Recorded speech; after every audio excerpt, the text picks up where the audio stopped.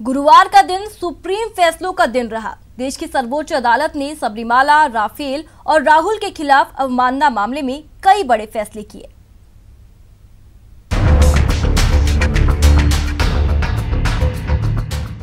Supreme court ने गुरुवार को 3 बड़े फैसलों में सबरीमाला में महिलाओं के प्रवेश के अधिकार के मामले को जहां बड़ी बेंच को सौंप दिया है, वहीं राफेल पर सभी पुनर्विचार याचिकाओं को खारिज कर दिया। तीसरा फैसला कांग्रेस नेता राहुल गांधी के लिए राहत की खबर लेकर आया।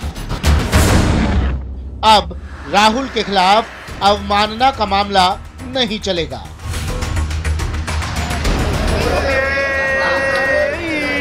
केरल के प्रसिद्ध सबरीमाला मंदिर में महिलाओं के प्रवेश को लेकर दायर पुनर्विचार याचिकाओं को सुप्रीम कोर्ट ने बड़ी बेंच को सौंप दिया है। पुनर्विचार याचिकाओं पर 5 जजों की बेंच ने अपने फैसले में कहा कि धर्म के सर्वमान्य नियमों के मुताबिक परंपराएं होनी चाहिए।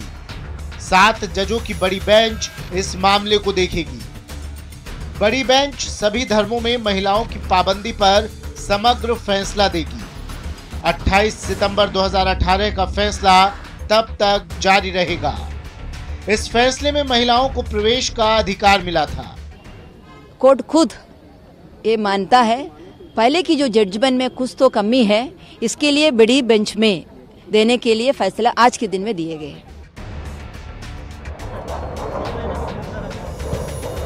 कोर्ट ने राफेल से जुड़े एक दूसरे मामले में भी अपना फैसला सुनाया।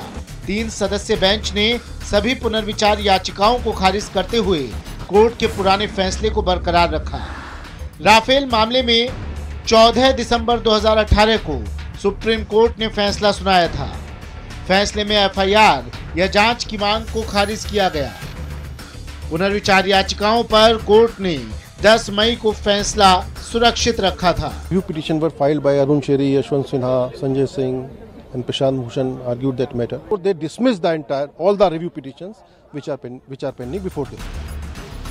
इधर एक तीसरे मामले में सुप्रीम कोर्ट ने कांग्रेस नेता राहुल गांधी को राहत दी और उनके माफीनामे को मंजूर कर लिया। राहुल के खिलाफ अब अवमानना का केस नहीं चलेगा। लोकसभा चुनाव के दौरान राहुल की एक टिप्पणी पर दायर हुई थी याचिका। राफेल को लेकर राहुल ने की थी टिप्पणी। कोर्ट ने कहा कि कोर्ट को राजनीति विवाद में घसीटना गलत है। उनका इरादा निश्चित रूप से था कि प्रधानमंत्री और सरकार के विरुद्ध बोलें, लेकिन किसी रूप से न्यायपालिका की तरफ नहीं था और वो बात अंततोगत्वा जब डिस्चार्ज किया है कंटेंट पे मानी गई है। पिछले 7 दिन में सुप्रीम कोर्ट ने कई बड़े फैसलों से देश में चल रहे बड़े विवादों को खत्म किया है। इसमें शनिवार को अयोध्या विवाद और गुरुवार को सबरीमाला, राफेल और राहुल की अवमानना शामिल है। अब बारी 370 को लेकर दायर याचिकाओं की है। Bureau report, news 18 network. वहीं राफेल मामले में सुप्रीम कोर्ट के फैसले के बाद केंद्रीय मंत्री रविशंकर प्रसाद ने कहा कि राफेल पर सच की जीत हुई है। साथ ही रविशंकर प्रसाद ने कहा कि राहुल गांधी अब देश से माफी मांगे। आज सुप्रीम कोर्ट ने राफेल के मामले में रिव्यू को रिजेक्ट कर दिया है।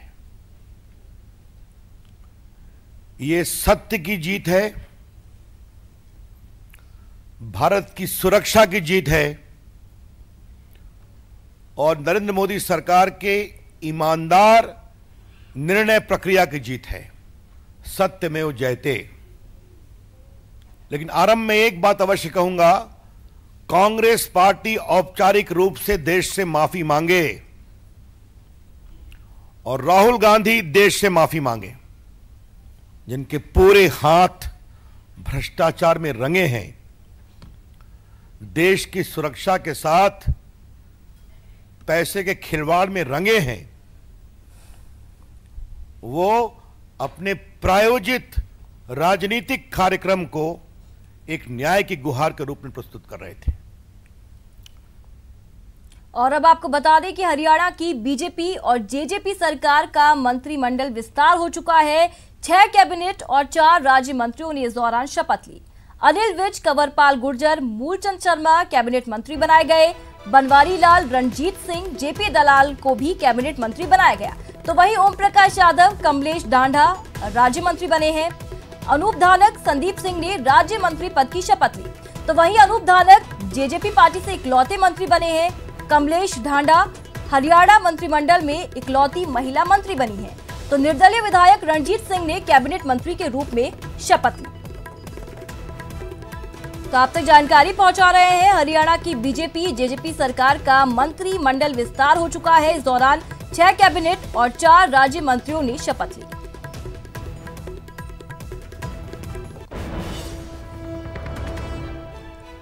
हरियाणा में बीजेपी और जननायक जनता पार्टी सरकार का पहला मंत्रिमंडल विस्तार थोड़ी देर पहले हुआ। आपको बता दें, इस विस्तार में 10 मंत्रियों ने शपथ ली। बीजेपी के कोटे से 8, जेजेपी के कोटे से 1 और 1 निर्दलीय विधायक को मंत्री बनाया गया। इन मंत्रियों की शपथ के साथ खट्टर सरकार में मंत्रियों की संख्या आपको बता दें बढ़ चुकी है। सीएम मनोहर लाल खट्टर और डिप्टी सीएम दुष्यंत चौटाला पहले ही शपथ ले चुके थे। इस मंत्रिमंडल विस्तार के बाद खट्टर सरकार में 6 कैबिनेट मंत्री जबकि 4 राज्य मंत्री हो चुके हैं।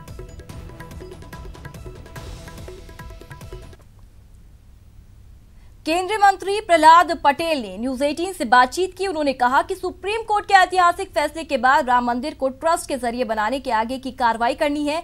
पटेल ने योगी सरकार की भी तारीफ की और बोला कि दीपावली में जो कार्यक्रम हुए इससे अयोध्या की उदासी दूर हुई है। हमारे साथ बातचीत करने के लिए केंद्रीय सांस्कृतिक मंत्री प्रहलाद सिंह पटेल। सर, राम मंदिर पर फैसला आ गया, अब अयोध्या को पूरी तरह रिनोवेट करने की तैयारी उत्तर प्रदेश सरकार की चल रही है। तमाम तरह के, चाहे एयरपोर्ट बनाने की बात हो या वहाँ अन्य जो धार्मिक स्थान बनाने की बात हो, तो किस तरह सांस्कृतिक मंत्रालय उसमें आगे पहल कर रहा है? देखिए, 2 बातें बड़ी साफ है। उच्चतम न्यायालय के बहुत ऐतिहासिक फैसले के बाद भारत सरकार को ट्रस्ट बनाने की कार्रवाई करनी है। वो भारत सरकार समय सीमा के भीतर करेगी। दूसरी बात है कि जो योगी जी की सरकार है उसने पिछले 3 वर्षों में अयोध्या में दीपावली के एक दिन पहले जो कार्यक्रम किया, उससे मैं मानता हूँ उस रौनकता के कारण अयोध्या की उदासी दूर हुई है। उन्होंने एक अच्छा रोड मैप भी बनाया है जिस पर पहले से ही मंत्रालय काम कर रहा था।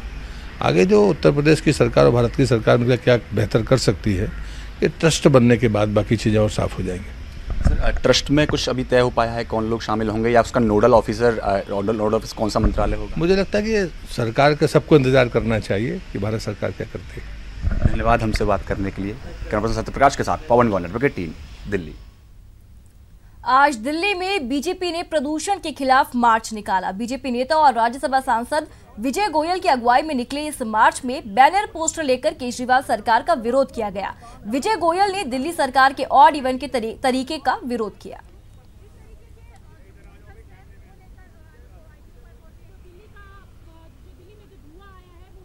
ऑड इवन के तरीकों का विरोध कर रहा हूं। 5 साल तक केजरीवाल सरकार ने प्रदूषण पे कोई काम नहीं किया। मैं दिल्ली की जनता को ये संदेश देना चाहता हूं। रोड डस्ट पे काम नहीं किया, कंस्ट्रक्शन डस्ट पे काम नहीं किया, इंडस्ट्रियल डस्ट पे काम नहीं किया, बसें जो आनी थी वो बसें नहीं आई, कूड़ा जलने से रोकना था वो रोका नहीं, निर्माण कर रोका नहीं, और अब ऑड इवन करने का कोई फायदा नहीं है। आपको नहीं लगता कि कोई फर्क पड़ा है प्रदूषण के स्तर में? आपको लगता है अगर एक दिन के लिए ऑड इवन करेंगे तो फर्क पड़ेगा? क्या इस ऐसे ऑड इवन का फायदा है कि आपने 5 साल तक काम नहीं किया हो और अब आप 5 दिन के लिए ऑड इवन करें तो फायदा नहीं है। हाँ, 5 साल काम किया होता फिर ऑड इवन करते तब तो बात समझ आती थी। दिल्ली की हवा जहरीली हो गई है जिसके चलते लोगों का जीना मुहाल हो गया है।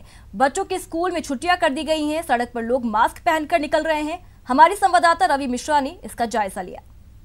दिल्ली की आबो हवा हो चुकी है जहरीली, लोगों को सांस लेने में हो रहा है दिक्कत का सामना। आप देख सकते हैं कि इस वक्त मैं दिल्ली के लोधी रोड इलाके में मौजूद हूं, जहां अभी भी पोल्यूशन इतना है कि विजिबिलिटी कम हो चुकी है, धुंध छाई हुई है। बच्चों को प्रदूषण से दिक्कत ना हो इसलिए आज स्कूलों की छुट्टी कर दी गई है।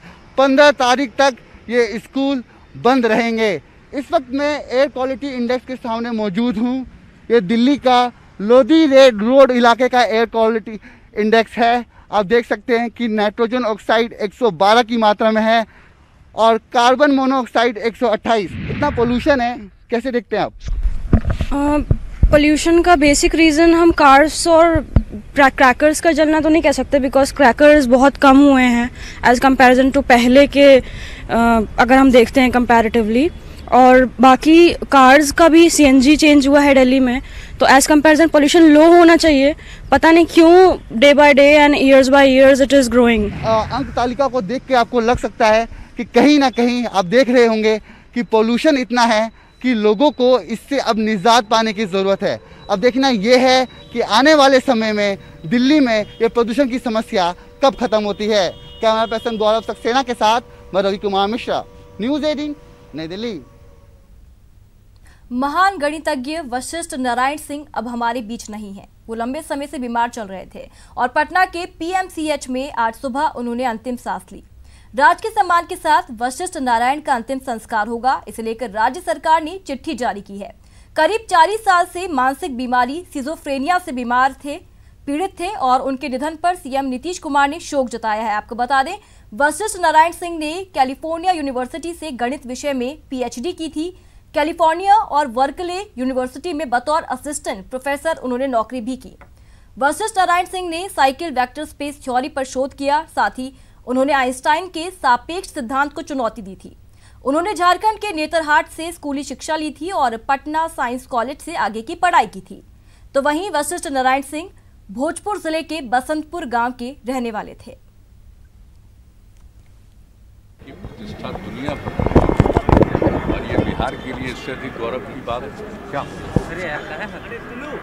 सब लोगों का इनके प्रति श्रद्धा की भावना, और आज वो नहीं रहे हैं, हम सब लोग दुखी हैं। इसलिए पूरे प्रदेश के लोगों के मन में उनके प्रति एक श्रद्धा की भावना है, इसलिए पूरे राजकीय सम्मान के साथ भी किया जा रहा है। और यहाँ रुकेंगे एक छोटे से ब्रेक के लिए।